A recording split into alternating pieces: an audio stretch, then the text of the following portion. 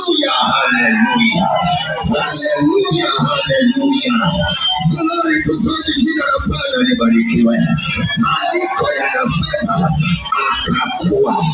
akakuwa kiroho, akawa na namna ya kumjua na kumfahamu Mungu, akakuwa kwa maana ya kuyajua mazingira yaliyomzunguka, akajua namna ambavyo atapita katikati yake, akajua msimu wao si msimu wa kusinzia, huu ni msimu wa kunyanyuka.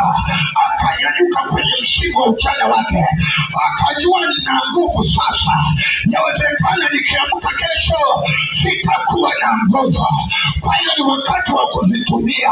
Ndio maana maandiko yanasema fahari ya kijana ni nguvu zake, fahari ya kijana ni nguvu zake.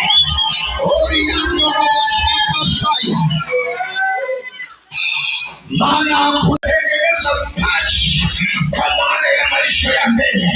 Kwa hiyo Samweli alichokuwa anakifanya, alihakikisha anatengeneza mpaji, alihakikisha anakusanya mpaji. Alijua kuna wakati uwezekano hautakuwepo.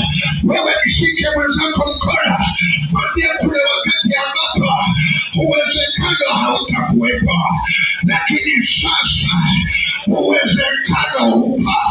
Na ndio maandiko yanasema ya kwamba wakati uliokubalika ni sasa, wala sio kesho. Wakati uliofanya ni sasa. Nisikilize, kama kuna wakati wa kujivunia na kulinga na ujana wako, ni wakati wa sasa. Kama kuna wakati wa kijana kuvaa vizuri, ni wakati wa sasa. Kama kuna wakati unatakiwa kuwa gumzo la taarifa kwenye mazingira ya kwenu, ni wakati wa sasa. Kwa maana kuna watu wanasema aliharibu mazingira wakati wa ujana wake, na leo yamemkuta. Hakutarajia aliyokoka isikike lugha ya namna kwamba aliharibu mazingira yake. Tunatakiwa tusikie sauti ya namna kwamba alikuwa na matumizi, tena matumizi sahihi kwa wakati wa ujana wake.